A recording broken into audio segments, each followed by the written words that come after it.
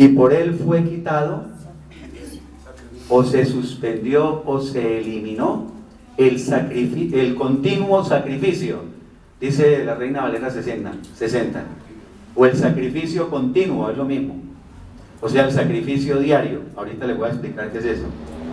Y el lugar de su santuario fue echado por tierra. El santuario es el templo, o dicen otros el lugar santo, fue echado por tierra.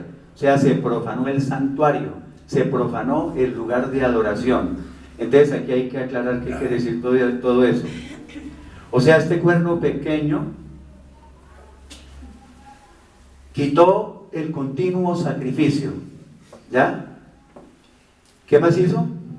Y profanó el santuario.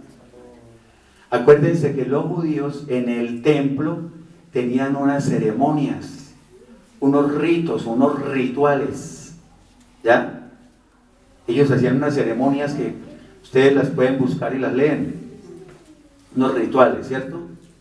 Que era el continuo sacrificio, las ofrendas que ofrecían a Dios, que quemaban, ¿cómo era? Ofrecían corderos y derramaban la sangre de los corderos en el lugar santísimo. Todas esas cosas, ellos tenían todos esos rituales. Ellos dejaron de hacerlas porque el templo, ¿qué pasó? No, después, ahorita el templo, no, el templo fue destruido ¿cuándo? En el año 70 después de Cristo. No quedaron ahí sino el muro de los lamentos, donde ya se van a ver con la cabeza los judíos, esa pared ahí grande. Eso hace parte del templo de Salomón. Ese es el muro de los lamentos, ese es del templo antiguo. Bueno, pero me estoy yendo mucho. Entonces, o sea, este cuerno pequeño tan descarado que se atrevió a desafiar a Dios. Entonces, sigo diciendo la importancia de este cuerno pequeño. Este cuerno pequeño, la importancia que tiene es que es una figura o una representación o un símbolo o un precursor o un tipo o un prototipo o una sombra o una copia del anticristo que va a venir en el futuro. Y entonces, ¿cómo lo vamos a saber? Aquí poco a poco vamos a ir viendo que todo lo que va a hacer este personaje exactamente igual lo va a hacer el anticristo cuando venga, igualitico. Me han dicho, si se toman la molestia de estudiar este tema por ahí unos 3 meses o 4 meses, se dan cuenta que es igualito. Empecemos a ver similitudes entre ellos dos. ¿Sabe cuál es? Por ejemplo, que en Daniel 7 el cuerno pequeño del anticristo, ¿cierto? Sí. Aquí es un cuerno pequeño, no es el anticristo, es otro personaje. Pero ya en esas dos cosas son iguales, ¿cierto? Cuernos pequeños.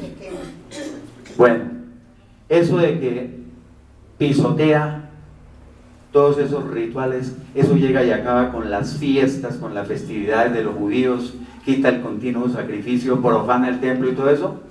Eso lo va a hacer el anticristo cuando venga. ¿Sí? Por ejemplo, ese personaje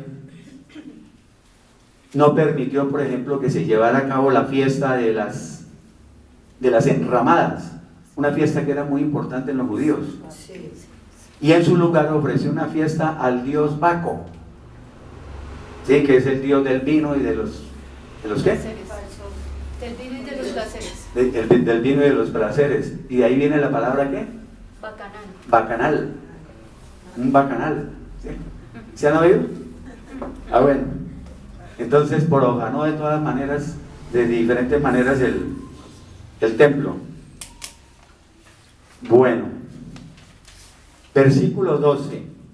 Y a causa de la prevaricación, otras Biblias dicen, a causa de la transgresión, o por causa del pecado y la rebeldía del pueblo. ¿De cuál pueblo? Del pueblo judío.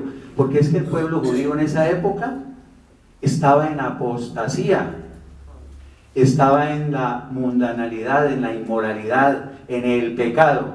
Y por causa de eso, a este cuerno pequeño que dice, ¿le fue qué? Le fue entregado el ejército, junto con el sacrificio continuo, y echó por tierra la verdad. ¿Ya? ¿Qué quiere decir que echó por tierra la verdad? Que él, por ejemplo, cogió y destrozó todos los libros de la ley. En esa época era la Torá, el Pentateuco. ¿Sí? Que ellos utilizaban, era la Biblia, solamente el Pentateuco, los primeros 5 libros, la Torá, el Antiguo Testamento, los judíos, ¿cierto? Y echó por tierra todo eso, destruyó eso, lo quemó, y a todo el que lo vieran leyendo alguna cosa de eso, La guerra segura. venía la muerte. Entonces, y echó por tierra la verdad e hizo cuanto quiso, mejor dicho, hizo lo que le dio la gana, y en todo prosperó. O sea, inicialmente prosperó, como el anticristo cuando venga. Se va a prosperar, mejor dicho, de una manera increíble.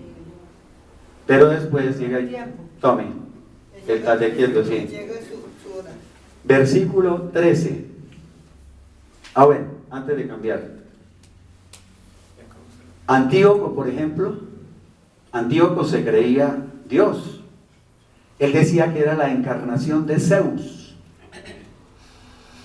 Zeus era el padre de los dioses del Olimpo.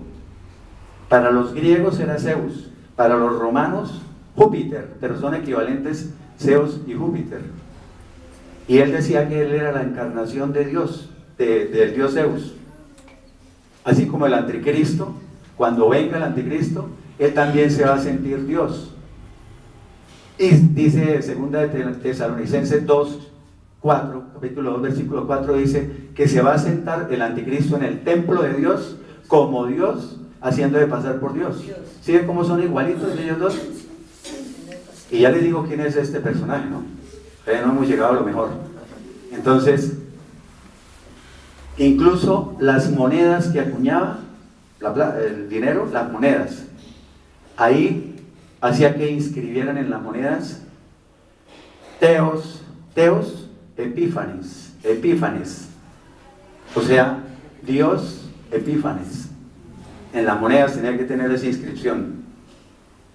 Bueno, ¿qué más les digo así para que no me pase nada? Bueno, otra de las cosas en que se parece esta situación a cuando venga el anticristo es que este cuerno pequeño, de una vez digamos lo que se llama Antíoco Epífanes, él cuando llegó a Israel, ¿sí? Él llegó en son de paz, o sea, con engaños, con astucia, con sagacidad, engañador, ¿sí me entiende? Y hablando de paz, el anticristo cuando llegue, va a llegar igualito. El anticristo va a llegar hablando de paz.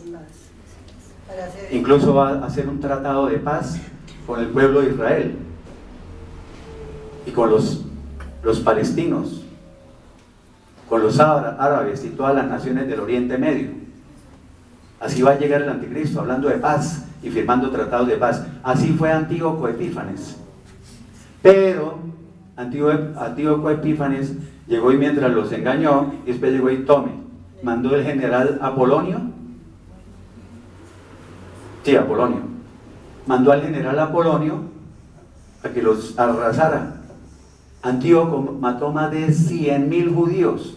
O sea, Hitler es una palomita de la paz. Mató 6 millones, no Hitler. Pero Antíoco, en cuanto a los actos que hizo, Hitler mató 6 millones, pero en cuanto a los actos, Antíoco fue 10 veces peor. Pero mató más de 100.000 judíos. El anticristo cuando venga, también va a ser hasta para vender, mejor dicho. Bueno, versículo 13, que no se me quede nada porque a mí me encanta este tema. Versículo 13. Entonces oía uno de los santos, aquí se refiere a un ángel, ¿no? Cuando dice los ángeles, a un ángel. Entonces oía uno de los santos que hablaba de los santos, o sea, un ángel que hablaba, y otro de los santos o de los ángeles le preguntó a aquel que hablaba: ¿hasta cuándo durará la visión del sacrificio continuo, o sea, del sacrificio diario, de la prevaricación asoladora y la entrega del santuario y el ejército para ser pisoteados? Por ejemplo, una de las cosas que a Daniel le preocupaba mucho de todas estas visiones, que era que él pensaba mucho en sus hermanos judíos, ¿sí? Él era preocupado, era por el pueblo judío, ¿sí? Entonces, ¿hasta cuándo va a durar esto? Este señor, mejor dicho, aquí pisoteando todo, profanando el templo, quitando el sacrificio continuo, ¿sí? Pero dice, ¿hasta cuándo durará? Y menciona un término que dice, ¿cómo? La prevaricación asoladora. Ese término de la prevaricación asoladora lo van a encontrar también como la abominación desoladora. La abominación desoladora. Y ya les explico qué es eso. Dice, y la entrega del santuario, o sea, el lugar santo del templo, y el ejército de Israel, para que sean pisoteados. ¿Sí ven? Esa era la preocupación de él. Y le contesta un ángel al otro: ¿hasta cuándo iba a durar eso? Y le dijo: hasta que hayan pasado 2300 tardes y mañanas. Luego el santuario será purificado. Claro, porque con Antíoco haciendo todas las cosas, pues lo ensució, digámoslo así, ya no era puro, lo manchó. Luego será purificado. Entonces empecemos el análisis, porque ahí, esa es una foto del dios Zeus, que tienen por allá, ya está ñoca de lo, ¿no? De lo antigua que es. Y dice, ¿hasta cuándo va a durar todo esto? Dice 1300 días. Y eso se cumplió exactamente como dijo Daniel. O sea, por eso estas profecías tienen tanta importancia. Pasaron 2300 días para que Antíoco fuera derrotado. ¿Y quién lo derrotó? Judas Macabeo. Pero no Judas Iscariote, ni Judas el medio hermano de Jesús, porque no confundan, ¿no? Judas Iscariote fue el que traicionó a Jesús, y el medio hermano de Jesús fue el que escribió ¿qué? La carta de Judas. No, este es Judas Macabeo. ¿En dónde encuentran todo esto que estoy hablando de Alejandro Magno y de Antíoco y de todo eso? Entonces ustedes van a leer Primera de Macabeos y Segunda de Macabeos. Entonces dicen, yo sabía que todos protestaban. ¿Y dónde está eso? Entonces eso lo encuentran en las Biblias católicas. Primera de Macabeos, primer libro de Macabeos y segundo libro de Macabeos. Les aclaro, estos libros de Macabeos no pertenecen al canon, o sea, no se consideran inspirados por Dios. Por eso se llaman libros apócrifos. Pero también, aparte de que se llaman libros apócrifos, se llaman libros deuterocanónicos o libros espúreos. Cualquiera de los tres nombres es para estos libros que no aparecen, por ejemplo, en las Biblias evangélicas cristianas. ¿Ya? Son varios libros, eso está en Tobías y están otros ahí, por ahí. Pero este libro de Macabeos, aclaro, no es pecado leerlo. Sí, porque hay gente que están, ay no, yo no voy a leer eso. No, eso es en las Biblias católicas. No, eso no es pecado leerlo, y aparte de eso tiene un gran valor histórico. ahí habla de Alejandro Magno. Ustedes empiezan a leer y empieza en el capítulo 1 a hablar de Alejandro Magno y nombra Antíoco y todas las cosas. Y menciona todo esto. O sea, se complementa mucho con la parte de Daniel. Es histórico, mejor dicho, es historia. Eso hace parte de la historia universal, la que decía yo, que uno veía en el bachillerato, en el colegio. Bueno, entonces, ya dijimos, el templo fue, Antíoco profanó el templo, persiguió a los judíos, hizo estragos con todos los creyentes, hizo y deshizo. Pero, y eso comenzó desde el 6 de septiembre del año 171. Desde el 6 de septiembre del año 171 hasta el 25 de diciembre del año 165 a.C. Del año 171 al 165, ¿cuánto hay? Sí, claro, es que acuérdense que en la antigüedad los años venían 850, después 800, 700, iba bajando hasta llegar al año 0, antes de Cristo. Cuando después del año 0 comenzó, después de Cristo, el año 1, 2, 3, 4, después de Cristo, ahí se empieza a ascender los años. Pero antes de Cristo, entonces es del año 171 al 165. Esos 2300 días son 6 años, 4 meses, 20 días. Y exactamente cuando se cumplieron, Judas Macabeo, con unos pocos hombres que ni siquiera eran un ejército, era como una guerrilla, sacaron a Antíoco Epífanes, lo derrotaron y lo sacaron. Y se cumplió los 2300 días, exacticos. Lo que preguntaba Daniel, ¿hasta cuándo va a durar esto? 2300. Y muchos años después, muchos no, 6 años y pico después, ocurrió exactamente. Se cumplió la profecía. Por eso es que lo de las profecías es tan importante, porque dice uno, oye, Daniel saber todo eso, ¿no? No era Daniel, Dios que le revelaba todas las cosas. Bueno, y entonces hablamos de la prevaricación asoladora, que les dije que también es la abominación desoladora. ¿Y eso en qué consiste? Es que llegó Antíoco Epífanes y en el altar de los sacrificios, allá en el altar, en el templo de los judíos, construyó, digamos, o instaló un altar pagano. ¿Qué hizo? Colocó una estatua de este dios Zeus y dijo que los judíos la tenían que adorar. Pero como si fuera poco, en vez de sacrificar un cordero, ¿sacrificó qué? Un cerdo. Correcto, un cerdo, que es el animal más abominable, por eso se llama abominación desoladora. El cerdo es el animal más abominable para los judíos. Y no solamente sacrificó el cerdo, sino que, como hacían con los corderitos, que cogían la sangre y la derramaban en el lugar santísimo. ¿Sí? Porque sin sangre no hay perdón de pecados, dice la Biblia, ¿no? Entonces él cogió la sangre del cerdo y también allá la derramó en el lugar santísimo. Ahí en esa profanación tan tenaz. Esa es la abominación desoladora o la prevaricación asoladora. Ofreció inmundicia.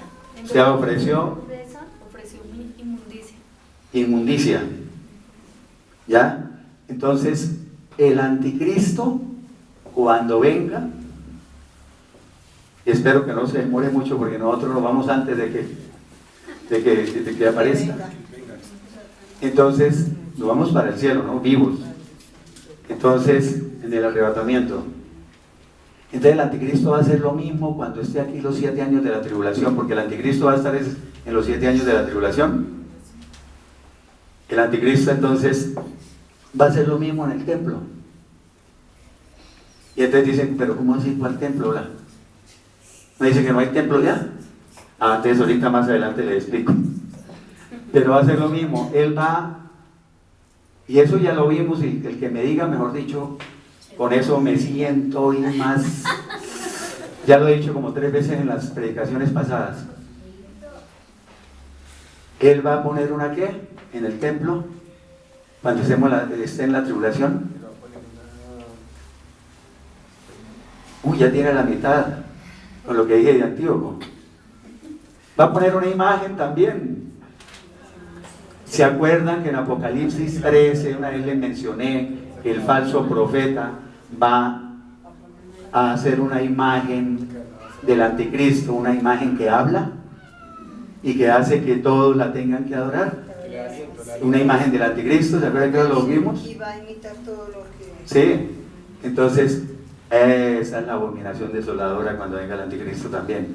Va a poner, en vez de poner la de Zeus, pues va a poner la imagen de él. Para adorar, para que todo el mundo El falso profeta en Apocalipsis 13 dice eso, que hace una imagen del anticristo que habla y la va a poner allá y que los judíos la tengan que adorar, porque todo esto es para los judíos en la tribulación, acuérdense, los juicios, pero también la salvación al final, ¿no?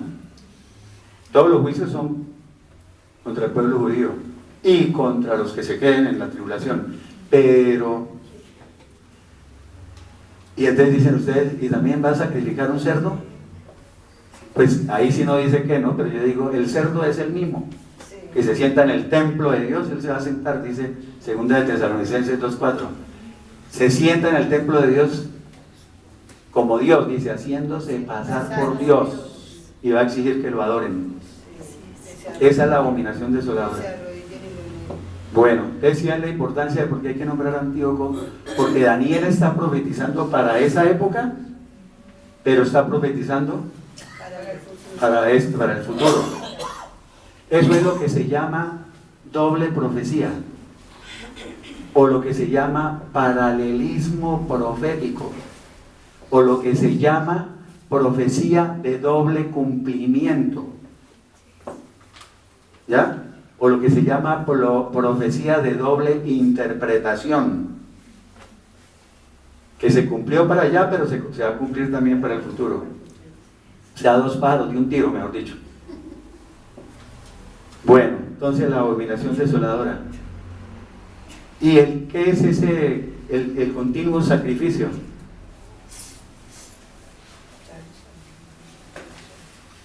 El sacrificio continuo, el sacrificio diario.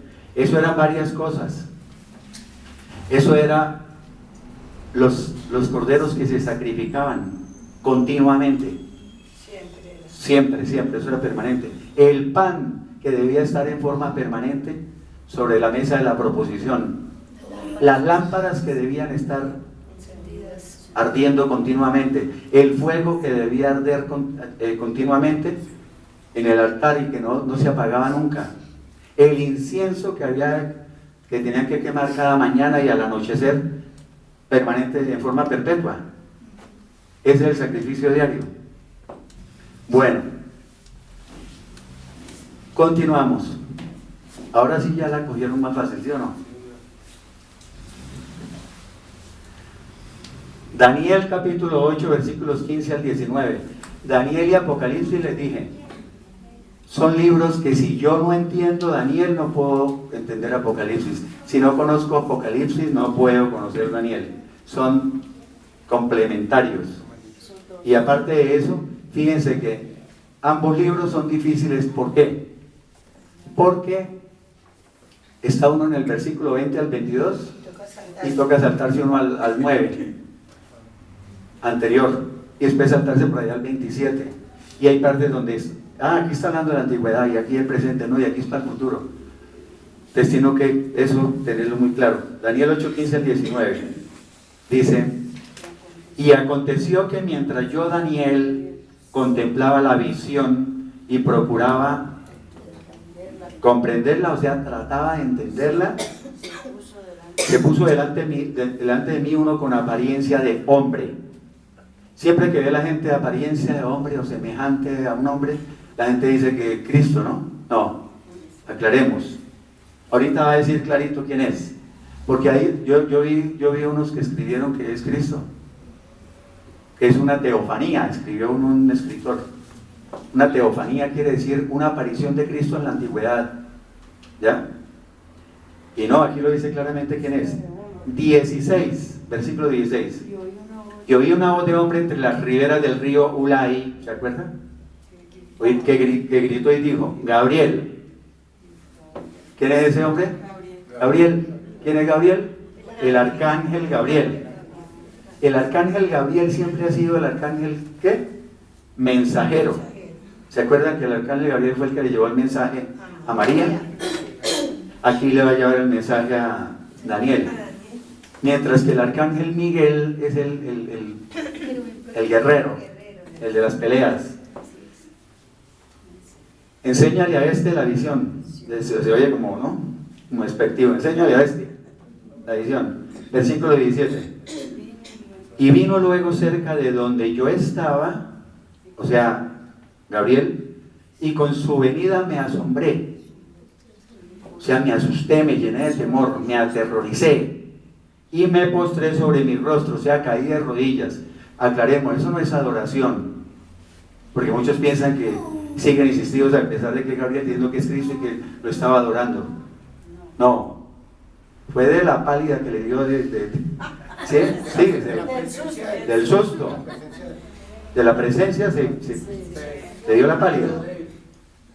O sea, se asustó, se aterrorizó y pum, al suelo. Pero Gabriel me dijo, entiende, hijo de hombre, porque la visión es para el tiempo del fin. O sea, la visión se refiere a los últimos tiempos, dice otra Biblia.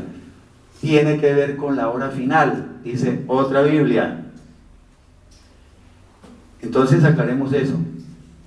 Aquí es donde les digo lo de la doble profecía, profecía de doble cumplimiento, ¿ya?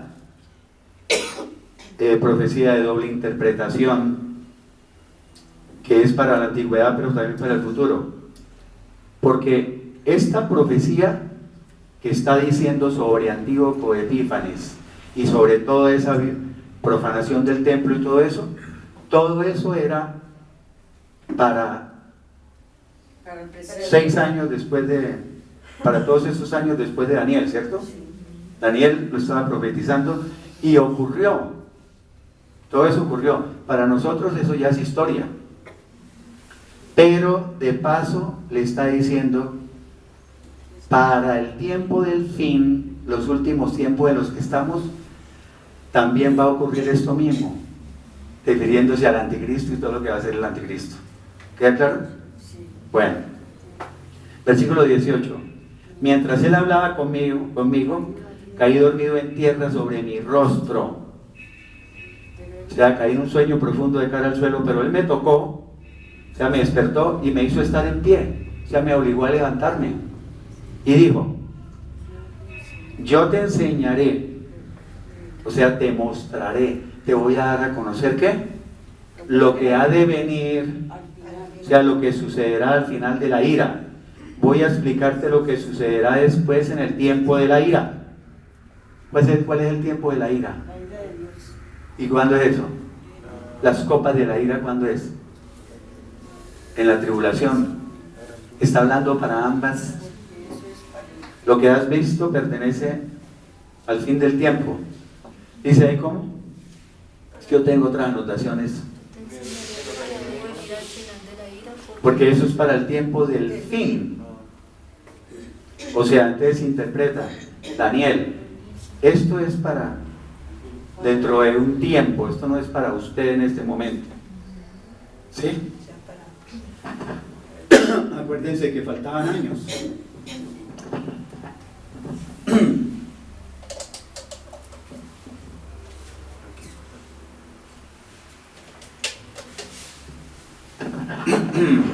Perdón.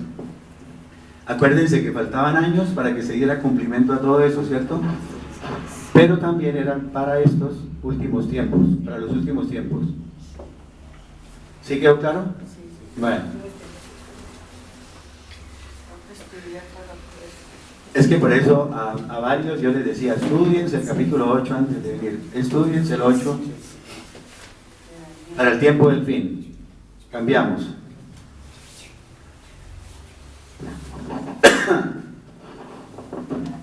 Saltamos ahora a Daniel capítulo 8 versículos 23 al 20.